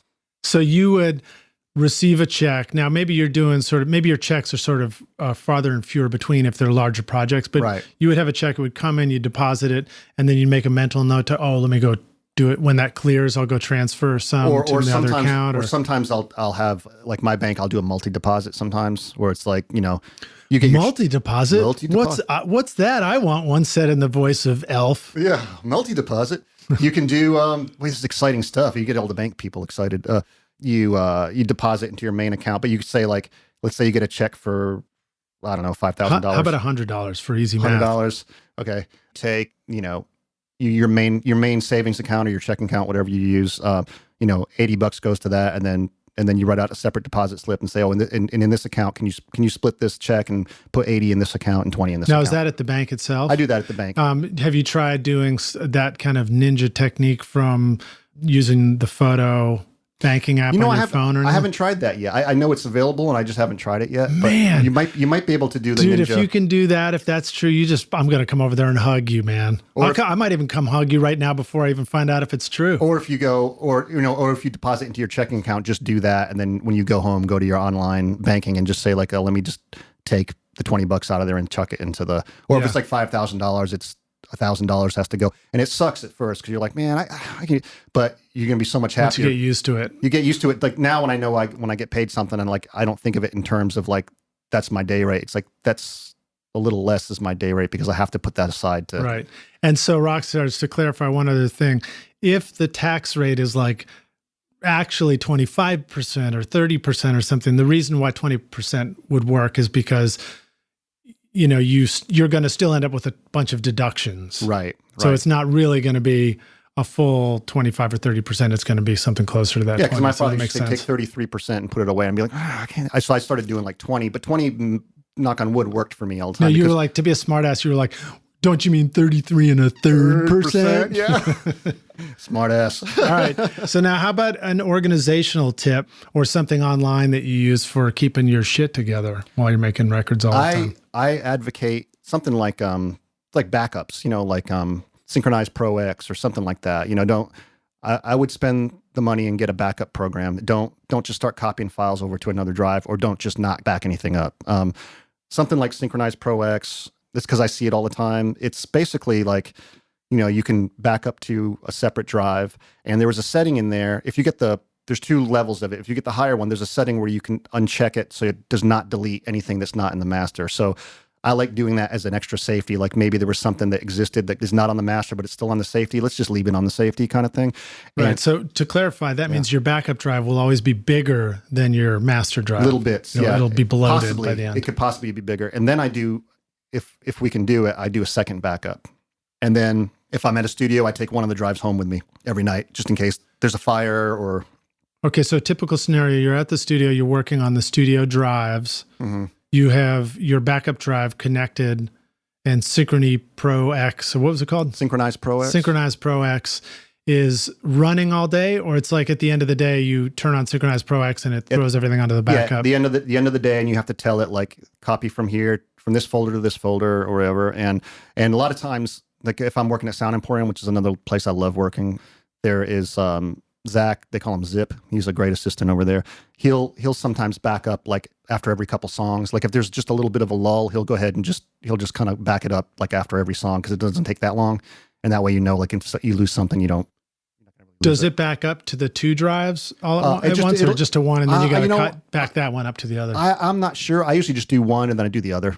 A lot of times on certain projects, there's only a safety, and that's fine. But if it's something I'm fairly in charge of, like keeping track of like the drives and stuff, I'll go ahead and get two safeties just to, You just don't ever want to be in that position where I don't know if your answer is, no, I'm sorry, we don't have it any longer. I think it was, I don't know if it was George Massenberg or somebody I think it was him that said, if you don't have it in three places, you don't have it. Right. I've heard that a lot too. Yeah. All right. So now let's go into our last two hypothetical questions. This one is imagining yourself starting over again, kind of like you did when you came to Nashville. But if you had to do it today, or you're giving this advice to somebody else, and you needed to have a simple setup to record with, you needed to find musicians, you didn't know anybody yet, you needed to find people to work with or record, and you needed to make ends meet at the beginning, what would you do? That's a good. Imagine you had to start all over. Well, with the technology now, I guess you could, something like an Apollo would be a good situation, especially that Apollo 8, because you have like 4 built-in mic pre's, so you don't have to carry around like a ton of stuff. You hear that, Universal Audio? Apollo mentioned yet again on Recording Studio Rockstars. Yet again. So that, and then, I don't know, like four mics or so, and you'd have to have some sort of speakers, some powered speakers. Just the cool thing about that Apollo, I guess I'm doing a commercial for the Apollo here, but it's got like a volume knob on it. I mean, that's kind of handy. You'd have a laptop, and where would I go to meet people? I guess you'd start to figure out like where the clubs are, and any kind of like if there's any kind of coffee shop like performance type things, just kind of try to get a handle on local musicians and artists and who needs what and that kind of thing. And for the job, man, I guess just kind of anything, right? I mean, it'd be cool if if this hypothetical place had like a record store that had an opening. Right. Yeah. So you could go be around like, music all day. Yeah. You used to be like, well, okay, maybe I can do that, Well, implicit in what you said, though, is don't assume that you're going to earn money from your recording right away. Right. That's right. So that's the valuable takeaway from that, I think. Absolutely. Yeah.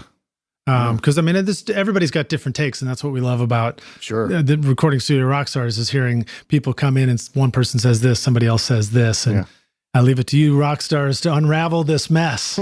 But that's great, man. So, all right, well, now how about and I'll throw this in too. So I have a new roommate here, and he's taking advantage of this ride sharing stuff. So Uber is a kind of a opportunity. And Craig Alvin had talked about that on the show as a job that's opportunity. That's a great idea. Yeah, it didn't even cross my mind. Because you can just turn it on and you can say, I've got this window of time I want to work. So just turn on your love light. Mm-hmm. Yeah, it's up to you. Just do that. And then when you want to, when you can afford to make music and can and have and need, and then you can stop and do that. That's a great idea. All right. So now last question, hypothetical, and then it's time for lunch. This one is, we're going to take the Studio Wayback Machine. Okay. Who are those? What was it? Mr. Peabody? Yeah, Mr. Peabody. Thank you. Yeah. I knew you'd know. We're dating ourselves. We are going to jump in the Studio Wayback Machine with Mr. Peabody, and you're going to go back. People are going to have to look up and find young Joe Costa. What is Mr. Peabody? Yeah. We can look that up. Actually, they redid that as a movie not so long ago. So everybody's like, what are you talking about, man? This is like a recent Disney movie or whatever. Probably wasn't Disney. Go back and find young Joe Costa in Boston. Joe Costa in Boston. And you're going to walk up, tap yourself on the shoulder. You turn around, you're like, oh, you're me, but you look older or whatever. Isn't it like the dimension supposed to explode if that happens or something like that? It does, but not in Recording Studio Rockstars universe. Yeah, it gets better. The dimension improves.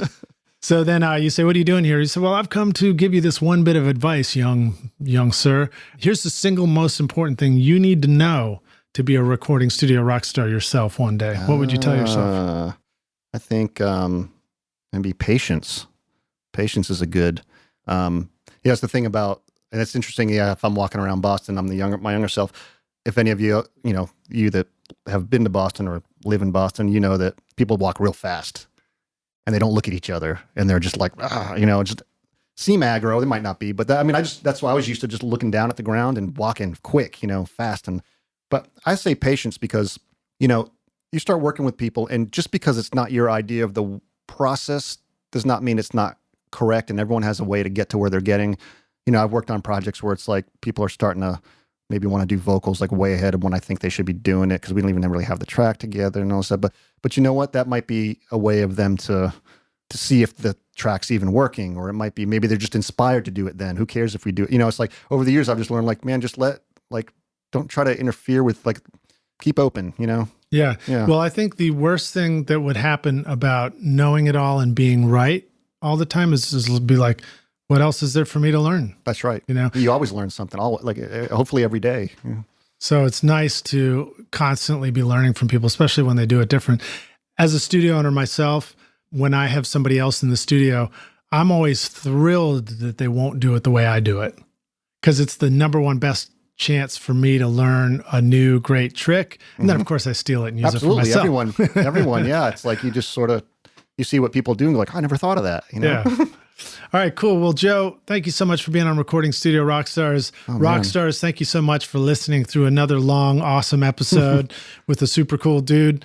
Thanks for having me. I appreciate it. Yeah, it's been a pleasure hanging out with you, dude. Let the Rockstars know how they can learn more about you. How can they follow you? Where are they going to go check out all your great work? Instagram, which I probably need to be on more. I believe it's at Costa 71, I think. You may have to post that. I always have to keep looking and see what my thing is. And then I do have a Facebook page, Joe Costa Engineer Mixer. I think if you just do a search for that, I've got some stuff up on there, and that's about it. All right, cool, man. Well, dude, again, a pleasure. I think it's a good time to go get some lunch, and look forward to seeing you more around the studio. Yeah, man. Great times. Cheers. Yep. Thanks so much for listening to Recording Studio Rockstars. If you enjoyed the show and want to help make it better, please leave a rating and review on iTunes to help reach more people. You can click directly over to iTunes or go to recordingstudiorockstars.com/review for an easy explanation. And if you want more free content, all you have to do is text RS Rockstars to 33444. Again, that's RS Rockstars to 33444. And I'll keep you in the loop with articles, videos, and podcast updates. And I'll let you know about any upcoming giveaway offers, all totally free. Thanks for listening.